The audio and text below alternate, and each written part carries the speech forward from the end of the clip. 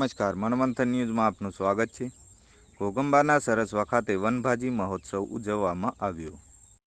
પંચમહાલ જિલ્લાના ઘોગંબા પંથકના સરસવા ગામમાં સુમંગલમ ફાઉન્ડેશન દ્વારા ચાલતા હાથણી માતા પરિસર સેવા સમિતિ દ્વારા શાશ્વત વિકાસ પ્રબોધન પરિષદના માર્ગદર્શન હેઠળ વનભાજી મહોત્સવ ઉજવવામાં આવ્યો હતો,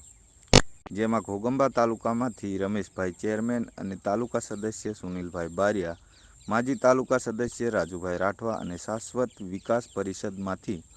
મૌલિક તેમજ સુમંગલમ ફાઉન્ડેશનમાંથી પુષ્પેન્દ્રસિંહ સોલંકી, વાવ ગામના વડીલ દિલીપભાઈ તેમજ ગામના સરપંચ જીવનભાઈ રાઠવા હાજર રહ્યા હતા। આપણે ચા પીવાની ટેવ હોય એટલે હવારમાં ચા ની પીએ બ્રશ કરીને, એટલે ચા ની પીવે ત્યાંથી મેળ આવે ને આપણું મન માણે ની ભાજી, પુવાડિયાની ભાજી, ચા પીવે, સરગવાની ભાજી, મોટા ચરકલાની ભાજી, પતરવેલની ભાજી, પીસોટીની ભાજી, અલગ અલગ દાળ ભાજી લાવવામાં આવી હતી,